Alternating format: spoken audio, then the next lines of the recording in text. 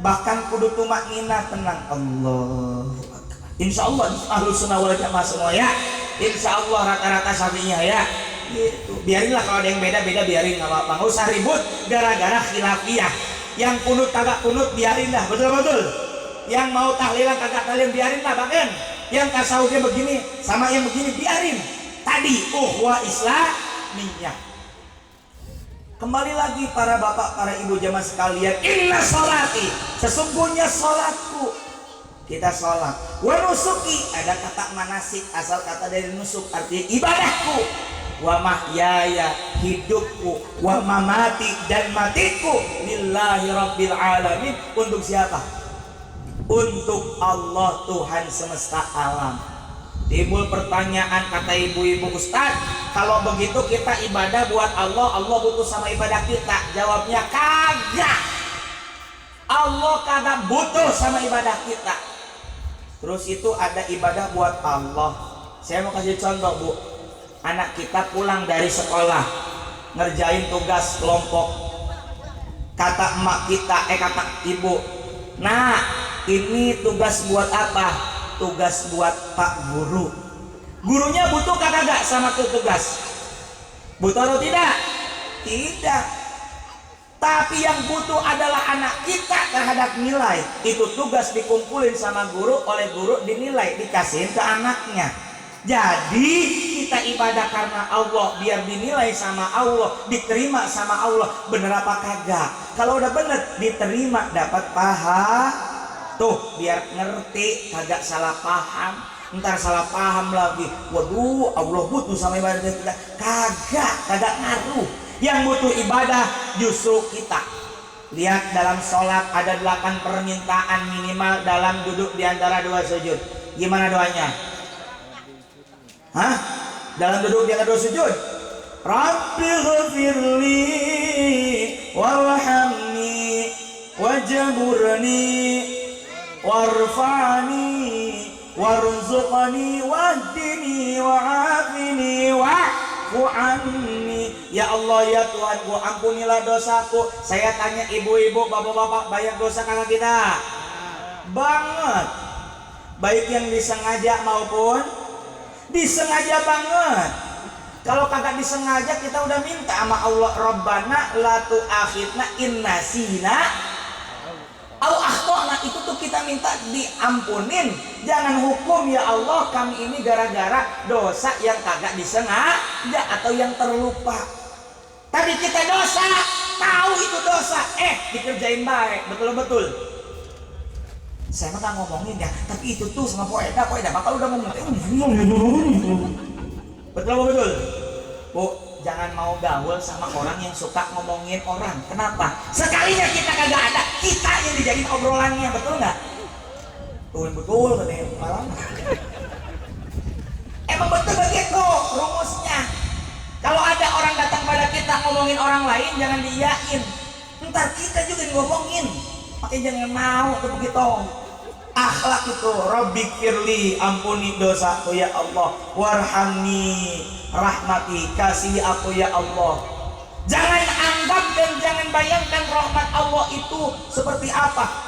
Rahmat Allah terlalu besar untuk ditempatkan di dunia yang sempit ini. Rahmat Allah begitu bersih dan suci untuk ditempatkan di dunia yang kotor ini. Biarlah rahmat Allah nanti saja di akhirat. Yang Allah turunkan, Allah punya 100 rahmat, 1 Allah turunin buat kita. Yang dimana kita satu sama lain saling berkasih sayang, saling menghormati, saling menghargai satu sama lain. Sampai ada binatang buas kagak nerekam anaknya. Itu bentuk kasih sayang dari Allah. Maka kita butuh rahmat Allah. Warhamni wajburni. Ya Allah, saya ini kurangnya banyak ya Allah, tambalin ya Allah, tambal kekurangan hamba. Warfa'ni, angkat derajat yang tadinya kagak getol ibadah ya Allah, angkat derajat saya biar getol. Yang tadinya belum takwa biar takwa ya Allah. Yang tadinya derajat dunia rendah angkat ya Allah. Warzuqni, baru yang kelima rezeki. Tuh itu doa. Warzuqni wahdini, hidayah, beri petunjuk hamba ya Allah. Wa'afini, afiahin ya Allah, sehatin aku ya Allah. Wa'fu anni, dan maafkan, hapuskan segala kesalahanku. Karena itu sholat adalah doa. Ya, wa nusuki wa mahyaya wa mamati, hidupku matiku buat Allah Tuhan semesta alam. Maka jadikan ibadah sebagai bentuk kebutuhan kita kepada Allah Subhanahu wa ta'ala. Maka akhlak kepada Allah kita kudu benerin. Lihat Nabi 13 tahun sebelum beliau hijrah dari Makkah ke Madinah, beliau 13 tahun membangun akhlak kepada Allah dengan menanamkan akidah, meluruskan tauhid dan membangun keyakinan di Makkah. Ini keyakinan penting kita sama Allah. Bu, yakin gak sama Allah? Mendingan curhat sama Allah, mendingan curhat sama manusia. Tapi kenapa banyak yang curhat di Facebook? Betul apa betul? Iya. Terkadang kita ini lebih nyata di dunia maya, lebih maya di dunia nyata. Apaan?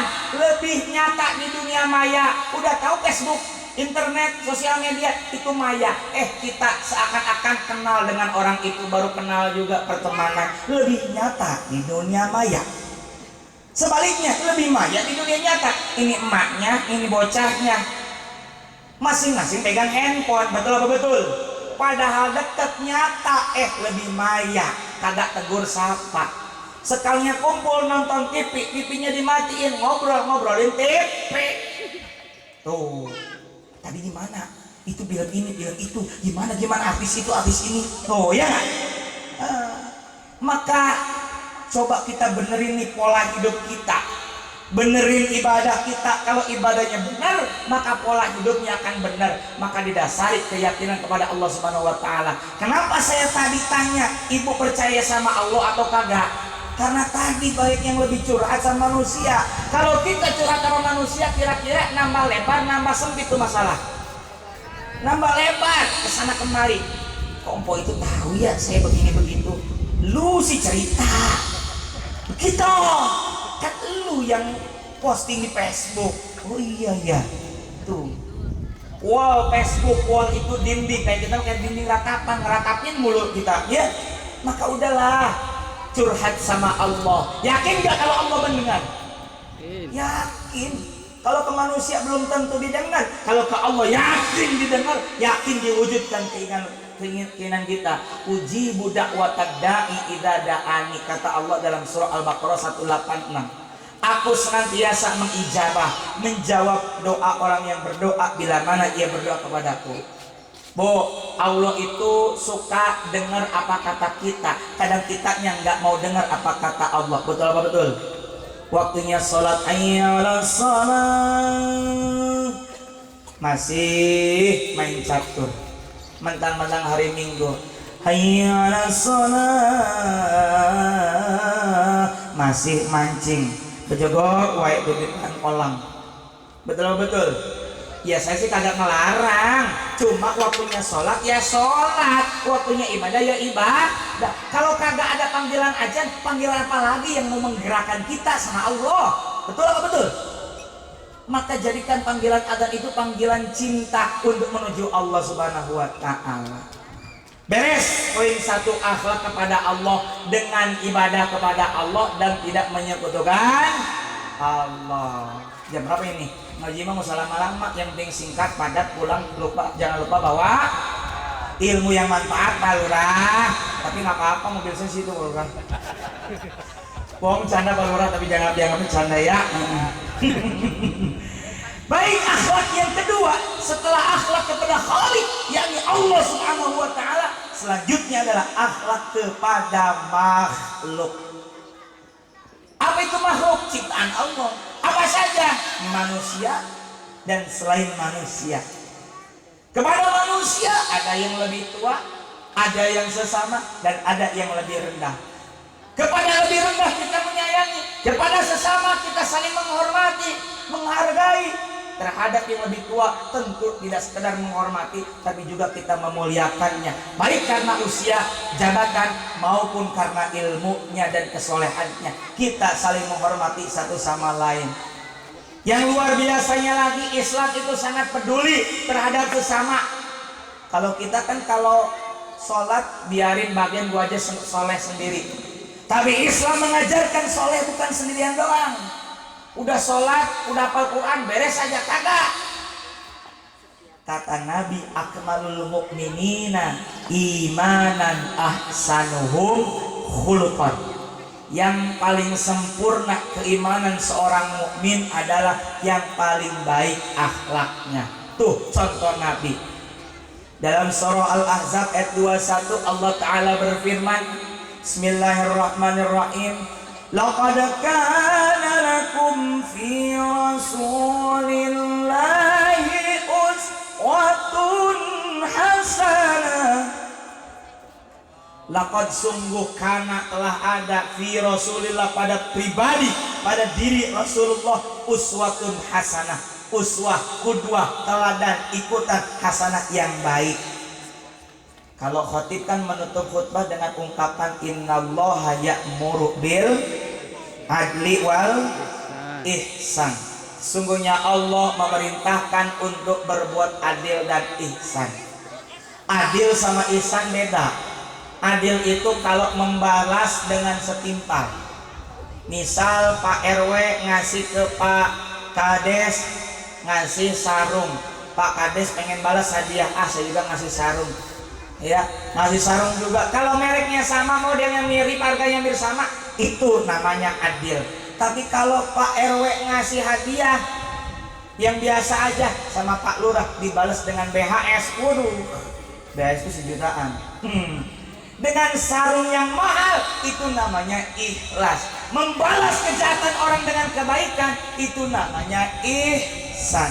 Nabi uswah hasanah, teladan yang baik, karena beliau dicaci, dimaki, dikatain tukang sihir, dukun, orang gila, tapi beliau tidak marah. Itu namanya uswatun hasanah. Kita benerin akhlak kita kepada sesama, kepada anak kita mengasihi. Kadang kita kalau sama anak kita kalau marah-marah, benar betul apa betul Bu? Bu, kalau kita marah boleh kagak? Boleh nggak marah? Boleh kepada siapa? Kata Rasul, la taqdok walakal jannah. Janganlah kamu marah dan bagimu bagiannya surga. Kalau begitu kagak boleh marah. Boleh marah sama siapa? Sama musuh. Siapa musuh kita? Siapa musuh kita? Setan biasa. Setan nyengol, setan. Kata Allah dalam surah Al-Baqarah ayat 168, Bismillahirrahmanirrahim, wala tattabi'u khutuwatis syaitan. Dan janganlah kamu mengikuti langkah-langkah setan. Innahu, sesungguhnya setan, lakum bagi kamu, aduwwum mubin, adalah musuh yang nyata. Jadi kalau kita mau marah Bu, Pak, sama mau bocah kagak boleh dong. Ntar dulu, kalau bocah ngelakuin amalan setan, diantaranya melanggar agama, kagak sholat, baru kita boleh marah. Marahnya bukan sama orangnya, marahnya bukan sama pribadi. Terkadang kalau kita marah Pak sama bocah, keselnya minta ampun, dasar lu, nakal lu. Kira-kira anak kita marah atau kagak sebenarnya? Marah. Dendam nggak sebenarnya? Dendam. Nggak sedikit anak yang pengen balas dendam sama bapaknya. Minimal saat itu, maksimal ntar kalau ngedidik bocahnya sama kayak kita, kagak beda. Terus gimana kalau kita mau marah sama bocah? Bu, bocah kita kagak sholat, bocah kita ngelanggar aturan agama, bocah kita kagak puasa kalau padahal dia ini mampu. Maka kita boleh marah dengan cara begini Bu. Tom, Mama marah, kamu kagak puasa, kamu melanggar aturan agama, kamu menabrak aturan syariat, Mama marah sama kelakuan kamu. Nggak boleh. Maka anak akan berpikir pertama, satu, oh Mama nggak suka kalau saya melanggar aturan agama. Yang kedua, saya tidak akan mengulangi lagi. Betul apa betul? Kira-kira bocahnya dendam nggak sama mamahnya? Kalau begitu, enggak, karena tahu bahwa mamahnya marah bukan sama pribadi, tapi sama kelakuan. Maka kelakuan ini yang harus disalahin, karena kelakuannya salah. Beda sama sholat. Kalau sholat misalnya ibu-ibu beres pengajian, bapak-bapak baru keluar dari masjid, lalu sendalnya hilang.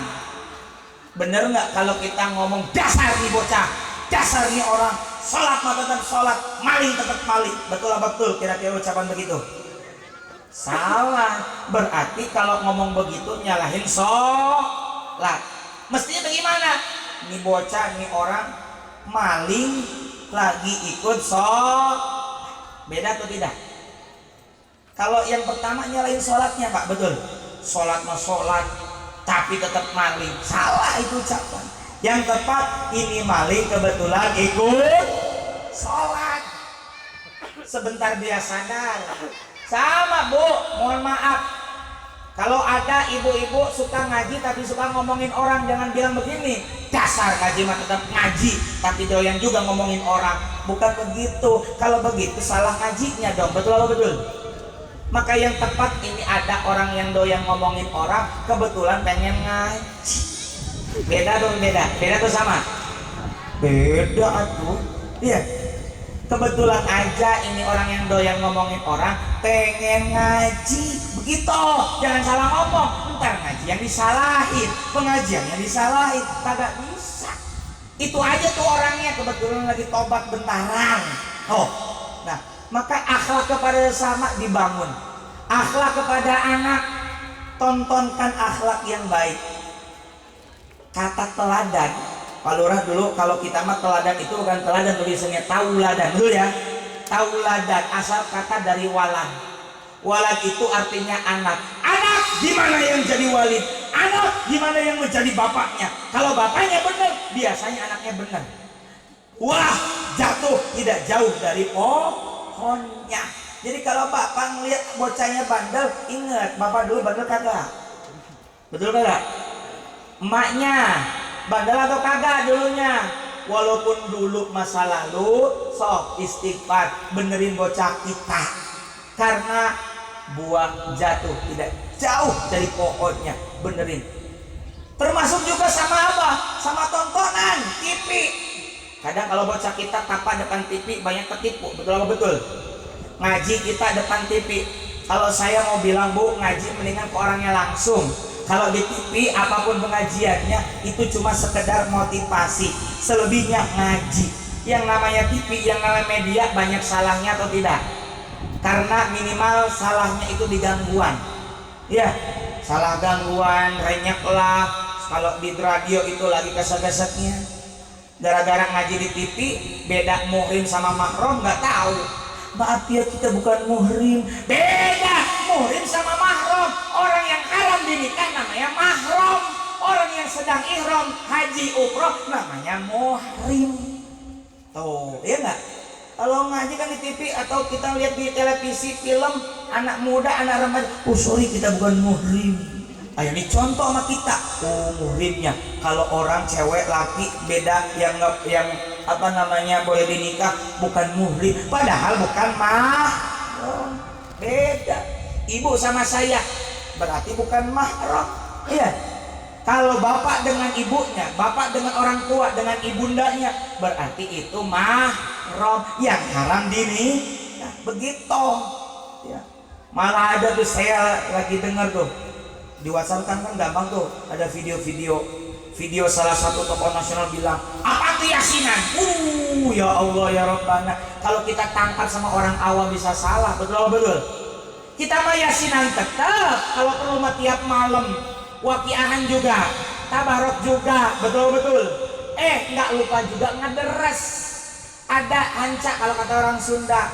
Tetap yasin ba'da maghrib sambil ratiban. Suka ratiban kagak Bu? Baca maulid kita masih doain ya. Alhamdulillah. Nggak lupa juga kita ngederes sehari 1-2 halaman. Kalau perlu kita ngaji tafsirnya. Alhamdulillah tadi banyak pengajian hadir. Biasanya kalau banyak pengajian ini ibu-ibu suka ujuk-ujuk apa? Tiba-tiba, aduh maaf. Ya kira-kira kalau di sini banyak yang hadir ngaji atau yang banyak ke pasarnya? Tawa ngaji nggak? Ngaji atau belanja? Ngaji. Oh, mudah-mudahan diampuni dosa ngebohongnya. Iya. Apalagi di sini mah deket kemana-mana, alhamdulillah udah menjadi kota ini parungnya, alhamdulillah. Maka benerin akhlak ke bocah, bocah ke orang tua udah pasti. Apalagi ibu-ibu ini diangkat derajatnya sama Rasul dan oleh Allah. Dulu perempuan itu bu hina, murah, sekedar kasur, sumur, dapur. Ya, arisan kagak bisa dulu mah. Punya anak cewek, punya anak wadon, hinanya minta ampun. Ketika mau lahiran udah siap ke kuburan. Kalau wadon, kalau cewek udah siap dikubur. Tapi kalau laki akan jadi kebanggaan. Islam datang ada surah An-Nisa. Saya tanya, An-Nisa artinya apa Pak? Perang. Ada nggak surah Ar-Rijal? Menang ibu. Menang ibu-ibu. Ya, makanya jangan sembarang ke suami. Wah, alhamdulillah laki-laki lebih rendah untuk urusan itu.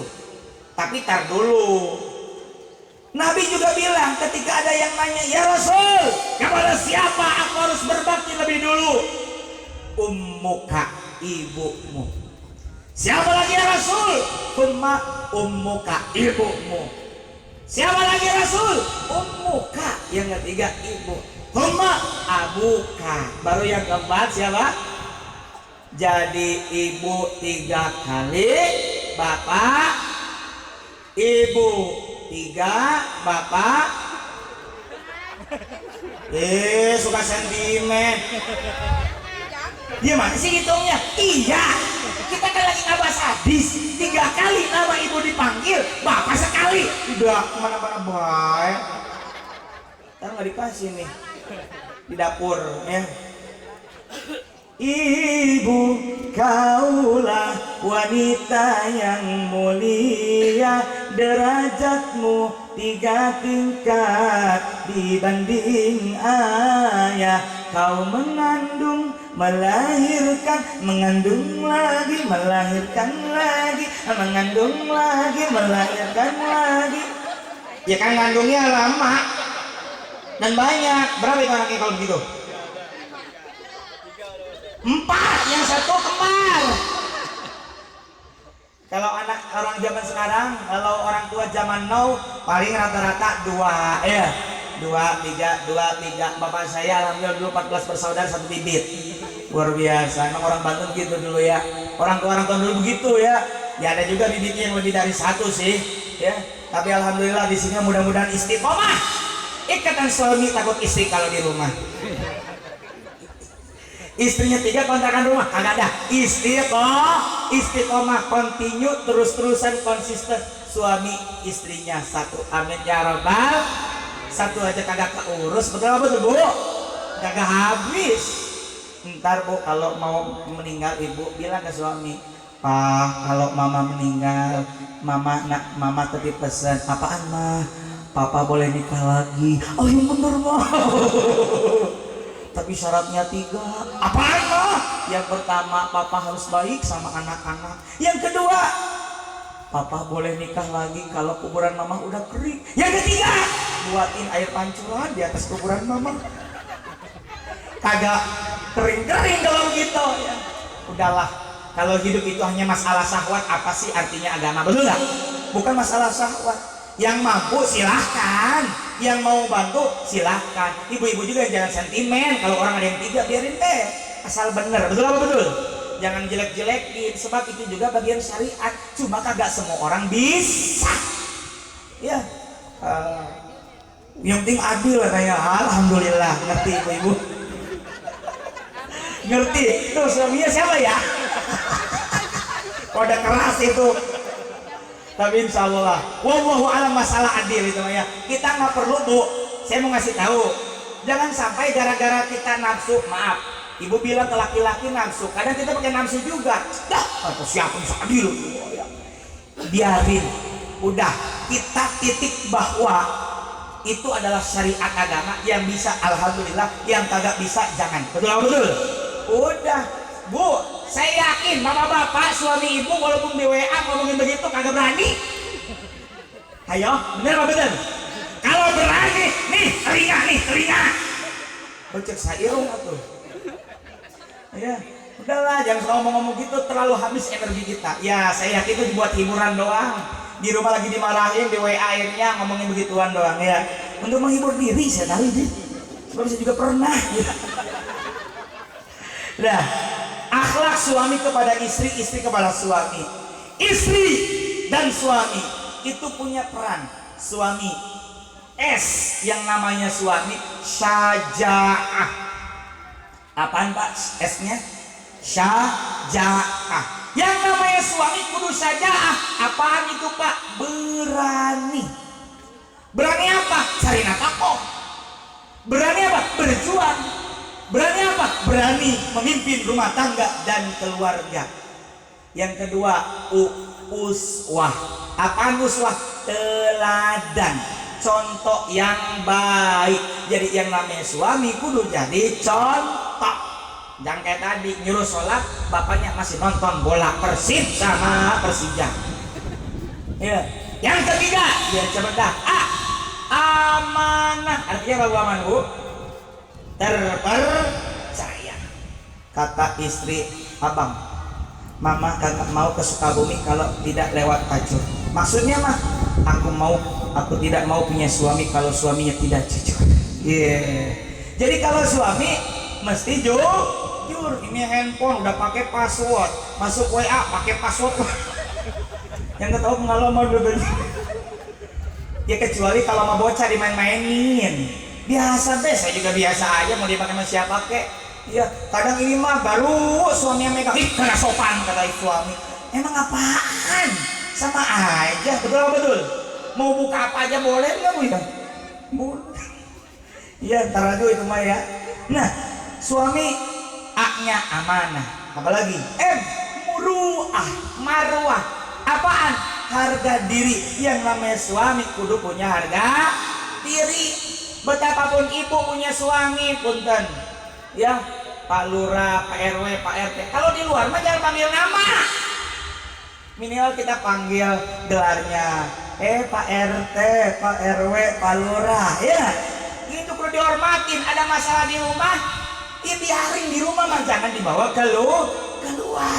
Jaga muruah suami kita, jaga harga diri kita. Biarin dah bagian urusan masing-masing mah, itu mah insya Allah udah pada dewasa. Kemudian istiqomah artinya continue, konsisten dalam beribadah kepada Allah Ta'ala. Kagak cukup suami doang, ada lagi istri. Apa itu indah dipandang mata. Jadi para istri kudu indah dipandang mata. Ini